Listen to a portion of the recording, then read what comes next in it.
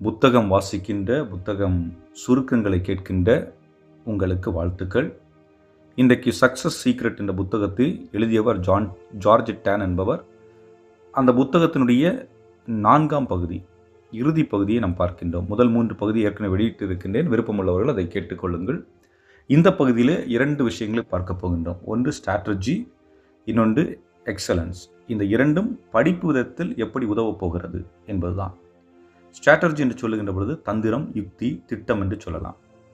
படிப்பதில் இருக்கின்ற தவறான யுக்தி என்ன என்று பார்க்கின்ற பொழுது, ஆசிரியர்கள் மாணவர்களுக்கு பாடத்தை சொல்லிக் கொடுக்கின்றார்கள். அப்பொழுது தவறான முறையில் அவர்கள் நோட்ஸ் எடுக்கிறார்கள். இந்த தவறான முறையில் நோட்ஸ் எடுப்பதால் பரீட்சைக்கு முன்னாடி அந்த நோட்ஸை போய் பார்க்கும் பொழுது அவர்கள் புரியறதில்லை.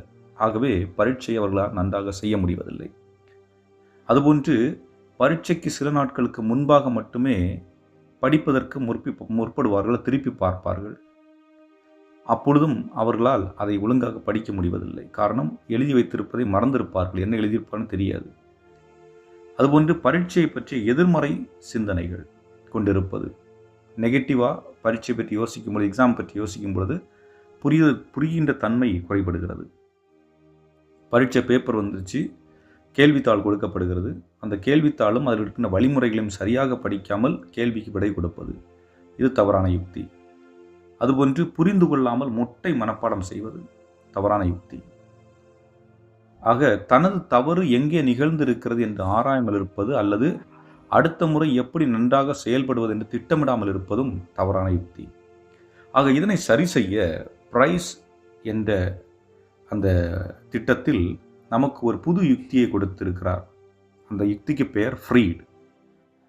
அது ஃப்ரீட் என்றால் F ஃபவுண்டேஷன், அடித்தளம், R ரெவிஷன், திருத்தம், மீளாய்வு, E எக்ஸாமினேஷன் பரிசோதனை, 4 எவாலுவேஷன் மதிப்பீடு, ஆய்வு, 5 D டிசிப்ளின் ஒழுக்கம். முதலாவதாக ஃபவுண்டேஷன். இங்கே அடித்தளம் என்று சொல்லப்பட்டிருப்பது பாசிட்டிவ் ஆட்டிடியூட், அதாவது படிப்பை பற்றிய நல்லெண்ணம் கொண்டிருக்க வேண்டும்.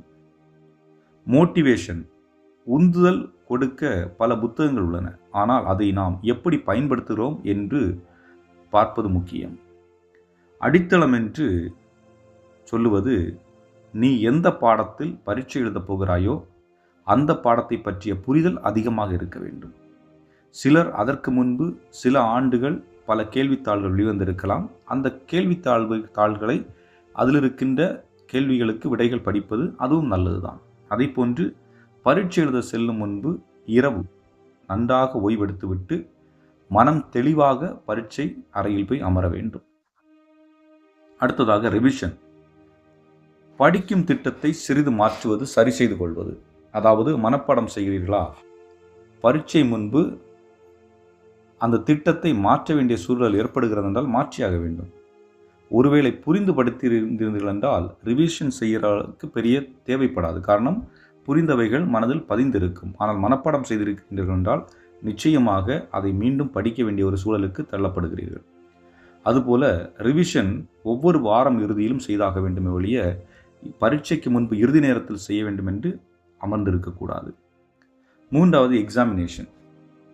அதாவது பரீட்சையை எப்படி எழுதப் போகிறீர்கள், படித்து விட்டீர்கள், எப்படி செய்ய போகிறீர்கள் என்று கற்பனை செய்து பார்க்க வேண்டும். அதாவது பேச்சு போட்டிக்கு போகிறோம், ஏதாவது இடத்துக்கு போகும்போது என்ன பண்ணுறோம், முன்னாடி கண்ணாடி முன்னாடி நின்று சொல்லி பார்க்குறோம்.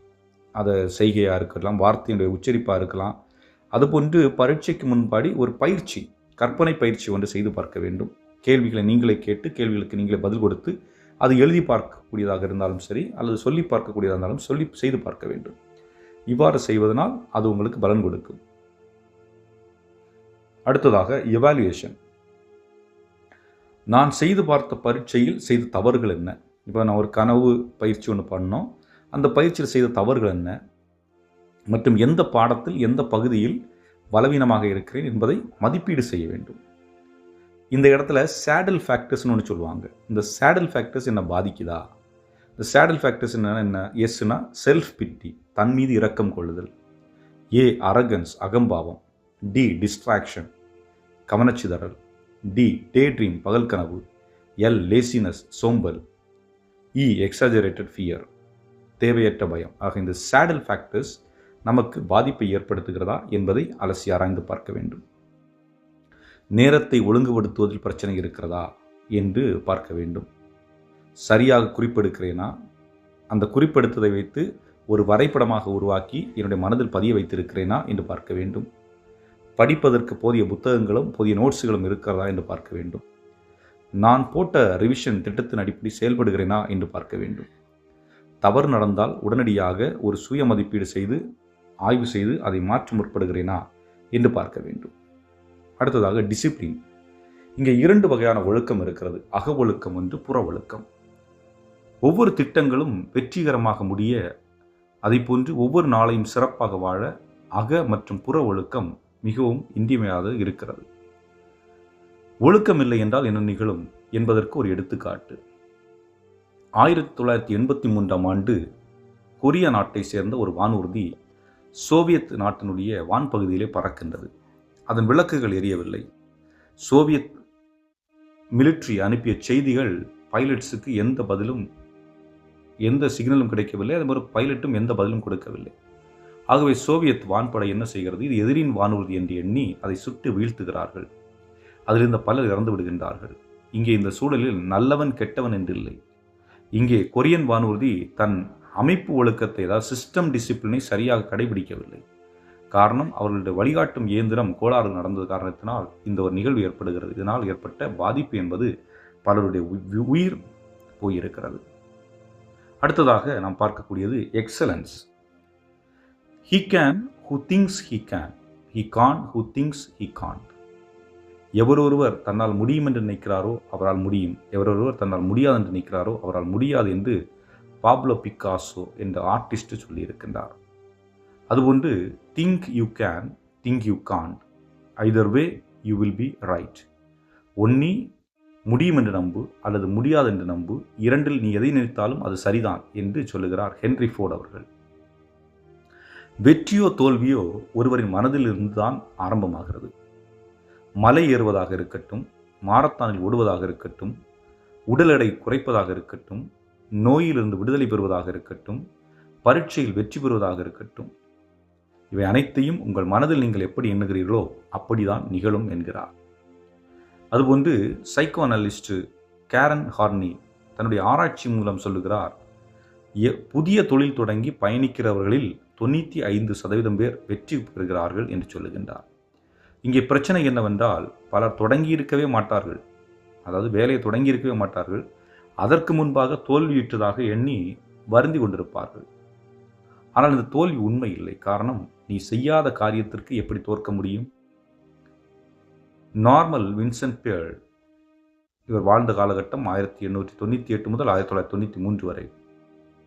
இவரது புத்தகம் 1952 வெளிவந்தது. The power of positive thinking, நேர்மறை சிந்தனையில் வலிமை. தொடக்கத்தில் பேர்ல் அவர்களுக்கு தாழ்வு மனப்பான்மை, வெட்கம் போன்றவைகள் அதிகமாக இருந்தது, நம்பிக்கை இல்லாத தன்மை. அவரது கல்லூரி ஆசிரியர் அவரிடம் பல நேரங்களில் சொல்லியிருக்கிறார், அதாவது உன்னிடம் நல்ல மனது இருக்கிறது, நல்ல சிந்தனைகள் இருக்கிறது, ஆனால் அதை நீ சரியாக பயன்படுத்தவில்லை என்று. ஆகவே உன் எண்ணத்தை மாற்றி செயல்பட தொடங்கு என்று கூறுகிறார். 19ஆம் நூற்றாண்டிலே சைக்காலஜிஸ்ட் வில்லியம் ஜேம்ஸ் என்பவர் எழுதிய புத்தகத்தை இவர் வாசிக்கிறார். அதில் இப்படி இருக்கிறது: The greatest discovery of this generation is that a human being can alter his life by altering his attitude of mind. மனதை மாற்றுவதன் மூலம் வாழ்க்கையை மாற்றிக்கொள்ளலாம் என்று அவர் எழுதுகிறார். அதேபோன்று the power of positive thinking எழுதுகிறவரை பலர் நிராகரிக்கின்றார்கள். ஆக இவர் எழுதி கொண்டு போகின்றார். பப்ளிகேஷன் அதை ஒத்துக்கொள்ளவில்லை. ஆகவே கோபத்திலே மொத்த காகிதத்தையும் குப்பை தொட்டியிலே போடுகின்றார். அவருடைய மனைவி அதை எடுத்து அடுத்த நாள் இன்னொரு பப்ளிகேஷன் கொண்டு செல்லுகின்றார். அவர்கள் அதை வாசித்து பார்த்து அதை ஏற்றுக்கொள்ளுகின்றார்கள். இன்றைக்கு அது 20 மில்லியன் காப்பீஸ் வித்திருக்கிறது. 40 மொழிகள் மொழிபெயர்த்திருக்கின்றார்கள்.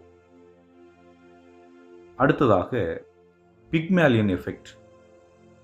இது ஆசிரியர் மாணவர் உறவில் பல நேரங்களில் இருக்கிறது. மற்றவர்கள் உன்னை பற்றி என்ன நினைக்கிறார்களோ அந்த அடிப்படையில் உன் செயல்பாடுகள் மாற்றமடையும். மற்றவர்களை நீ நன்றாக செய்வாய் என்று எண்ணினால் நீ நன்றாக செய்வாய். மற்றவர்களை நீ நன்றாக செய்ய மாட்டாய் என்று எண்ணினால் நீ நன்றாக செய்ய மாட்டாய். இதை பிக்மேலியன் எஃபெக்ட் என்று சொல்லுவார்கள். இதை ராபர்ட் ரோசன்தட் என்ற உளவியல் ஆசிரியர் எழுதிய பிக்மேஷன் இன் த கிளாஸ் ரூம் என்ற புத்தகத்தின் பின்பே வெளிப்பட்டது. படிக்கின்ற நீ இந்த பிக்மேஷன் எஃபெக்டை எப்படி பயன்படுத்தலாம்? முதலில் உன்னை பற்றி நேர்மறை சிந்தனை கொண்டிருக்க வேண்டும். அதாவது பாசிட்டிவாக உன்னை பற்றி நினைத்து கொள்ள வேண்டும். உன்னால் முடியவில்லை என்றால் உண்மையில் நான் படிக்க வேண்டும் என்ற ஆர்வத்தை கொண்டிருக்க வேண்டும். உன்னை பற்றிய எதிர்மறை எண்ணத்தை அகற்று. வகுப்பில் தகாத முறையில் நடப்பதை தூங்குவதையும் தவிர்க்க வேண்டும்.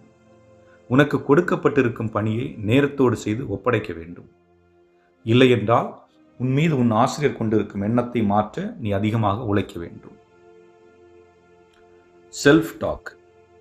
நாம் பல நேரங்களில் நமது மனதோடு பேசுவதுண்டு. சிலர் அமைதியாக பேசுவார்கள், சிலர் சத்தம் போட்டு பேசுவார்கள். சத்தம் போட்டு பேசுகிறவர்கள் என்ன சொல்வார்கள்? பைத்தியம் என்று சொல்வார்கள். இதில் சிலர் தங்களை பற்றி மோசமாக எண்ணிக்கொள்வார்கள். என்னால் எண்களை நினைவில் வைத்துக் கொள்ள முடியாது, என்னால் பெயர்களை நினைவில் வைத்துக் கொள்ள முடியாது, சிலர் என்னால் இதற்கு மேல் ஒன்றும் செய்ய முடியாது, நான் என்னதான் முயற்சி செய்தாலும் தோற்றுக்கொண்டே இருக்கிறேன் அல்ல தோற்றுக்கொண்டே இருப்பேன் என்று தங்களை பற்றி நெகட்டிவாக எண்ணிக்கொள்வார்கள். ஆக இதிலிருந்து மாற்றம் கொண்டு வர வேண்டும். என்னால் முடியும், என்னால் செய்ய முடியும், நான் வெற்றி பெறுவேன் என்று எண்ண வேண்டும். அதை ஒரு சிறு குறிக்கோளாக முதல் மாற்றிக்கொள்ள வேண்டும். அந்த சிறு குறிக்கோளிலிருந்து பாசிட்டிவாக தன்னை மாற்றி செல்ஃப் டாக், நான் பேசுவதன் மூலம் என்னை மாற்றிக்கொள்வது. Cycles of excellence. We are what we repeatedly do. Excellence then is not an act but a habit. அதாவது நாம் எதை தொடர்ந்து செய்கிறோமோ அதுதான் நாம். ஒருமுறை வாழ்வில் வெற்றி பெற்று விட்டால் அதை தொடர்ந்து செய்து கொண்டே இருக்க வேண்டும். பெருமைக்காக அல்ல, மாறாக அதை செய்வதை விட்டுவிட்டால் அந்த நிலைக்கு வளர்ச்சியை நாம் இழந்து விடலாம் அல்லது நம்முடைய வளர்ச்சி அழிந்து போகலாம். சிலர் தங்கள் சிறு வயதில் வெற்றி அடைவார்கள். அதன் பிறகு அவர்கள் வாழ்வில் ஏதாவது நடக்கும், பின்பு அதிலிருந்து விழ ஆரம்பித்து விடுவார்கள். அவர்கள் எழுவது கடினம். மீண்டு எழ முடியாத காரணம் என்னவாக இருக்கும்? பல நேரங்களிலே திறமை இருக்கும், குடும்பம் வசதியாக இருக்கும், ஆனால் அவன் வெற்றியை அவன் உருவாக்கவில்லை. அது அவனுடைய பெற்றோர்கள் உருவாக்கிய வெற்றியாக இருக்கலாம் அல்லது மற்றவர்கள் உருவாக்கிய வெற்றியாக இருக்கலாம். ஆகவே இழந்தவனால் மீண்டும் வெற்றியை உருவாக்க முடியாது. எவனொருவன் தொடர்ந்து வீழ்ந்தாலும் எழுந்து வெற்றி நோக்கி பயணிக்கிறாரோ அவன்தான் வெற்றியின் அடையாளம். இதனை செய்வதற்கு 5 வழிமுறைகள் கொடுத்திருக்கிறார் ஜார்ஜ் டான். முதலாவது ஆக்ஷன், செயல். இரண்டாவது சக்சஸ், வெற்றி. மூன்றாவது ஹேபிட், பழக்கம். நான்காவது கேரக்டர், நற்குணம், ஒழுக்கம். ஐந்தாவது பெர்சவரன்ஸ், நிலைத்து நிற்பது. ஆக்ஷன், செயல் ஒருவரை வெற்றிக்கும் தோல்விக்கும் அழைத்துச் செல்லலாம். மீண்டும் முயற்சிக்க வேண்டும், அதிலும் தோல்வி அடையலாம். அவ்வாறு ஒருவர் முயற்சி செய்து மீண்டும் தோற்றால் மாற்றத்தை கொண்டு வர வேண்டும். உங்கள் செயலில் மாற்றத்தை கொண்டு வர வேண்டும். உங்களுடைய எண்ணத்தில் மாற்றத்தை கொண்டு வர வேண்டும். எடுத்துக்காட்டு, படிக்கிறீர்கள், ஒரு மெத்தடை பயன்படுத்தி படிக்கிறீர்கள், தோற்றுறீர்கள். அப்போ வந்து என்ன பண்ணணும்? அந்த மெத்தடை மாற்றிட்டு புதிய மெத்தடு மாற்றணும். அப்படி புதிய மெத்தட் பண்ணும் பொழுது நல்லபடியாக படிப்பதற்கு வாய்ப்புகள் அமையும். இரண்டாவதாக சக்சஸ். வெற்றி என்பது லக் அல்ல, தொடர் முயற்சி. பில் என்ற சைக்கோதெரபிஸ்ட் தனது புத்தகமாகிய டூ ஒன் திங் டிஃப்ரெண்ட் என்ற புத்தகத்தில் எழுதிய ஒரு நிகழ்வு. 1999 ஆண்டு ஓஃப்ரா வின்ஃப்ரக் ஷோ என்ற தொலைக்காட்சி நிகழ்ச்சியில் பங்கெடுக்கிறார். அந்த தொலைக்காட்சி நிகழ்ச்சியில் அவருடைய அந்த ஷோவை கண்ட ஒரு பெண் போதை மாத்திரைக்கு அடிமையாக இருக்கிறார். அவர் ஒவ்வொரு நாளும் 27 போதை மாத்திரைகளை எடுத்துக்கொண்டிருக்கிறார். ஆகவே பில்லுக்கு அப்பொழுது ஒரு இமெயில் எழுதுகிறார். தனது பிரச்சனையை சொல்லுகின்றார். தனது பிரச்சனையை சரி செய்ய ஒரு சில நபர்களை தொடர்பு கொள்வதற்கு எனக்கு உதவுங்கள் என்று கேட்கின்றார். அவர் அடுத்த இமெயிலில் 3 பெயர்களை பரிசீலனை செய்கிறார். அந்த பெண் சில ஆண்டுகள் கழித்து மீண்டும் ஒரு இமெயிலை அந்த ப்ரொஃபஸருக்கு அனுப்புகிறார். அவர் சொல்லுகிறார், நீங்கள் எழுதிய 3 சைக்கோதெரபிஸ்ட் டாக்டர்ஸுக்கு நான் அணுகினேன். அவர்கள் கேட்ட பணத்தை என்னால் கொடுக்க முடியவில்லை. ஆகவே நான் வேறு ஒரு திட்டத்தை அமல்படுத்தினேன். அது என்னவென்றால், ஒவ்வொரு நாளும் அந்த மாத்திரையிலே 27 மாத்திரையிலும் சிறிது சிறிதாக உரச ஆரம்பித்தேன். இப்படி கொஞ்சம் கொஞ்சமாக அதை உரசி உரசி உரசி உரசி கடைசியில் அந்த 27 மாத்திரைகளும் சின்ன சின்னதாக மாறியது. இறுதியில் அப்படியே நான் அதை விட்டுவிட்டேன். இப்போது நான் போதைப் பொருளிலிருந்து வெளிவந்து விட்டேன் என்று சொல்லுகின்றார். முயற்சி, இதுதான் அடையாளம். பழக்க வழக்கங்கள், ஹேபிட். ஒரு பழக்கம் உங்களை வெற்றியடை செய்தால் அதை தொடர்ந்து செய்யுங்கள். எடுத்துக்காட்டு, காலை 5 மணிக்கு எழுந்து படிப்பது கடினம். ஆனால் அதை பழக்கமாக்கி கொண்டீர்கள் என்றால் அதை தொடர்ந்து செய்யுங்கள், கடினமாக தெரியாது. அடுத்ததாக கேரக்டர், நற்குணம், ஒழுக்கம். ஜார்ஜ் டேன் சொல்கிறார், நான் படிக்காத மாணவர்களுக்கு சொல்லிக் கொடுத்ததன் விளைவாக எனது தரம், மதிப்பு மாணவர்கள் மத்தியிலே உயர்ந்தது. அது என்னை நற்பண்பாளராக மாற்றியது. என்னை நல்ல மாணவர்கள் என்று சொன்னார்கள். இறுதியாக பெர்சிவரன்ஸ், நிலைத்து நிற்பது. பழக்க வழக்கங்கள், நற்பண்புகளில் நிலைத்து நிற்க வேண்டும். மெத்தன போக்கு, அலட்சியம் மீண்டும் எழாமல் பார்த்து கொள்ள வேண்டும்.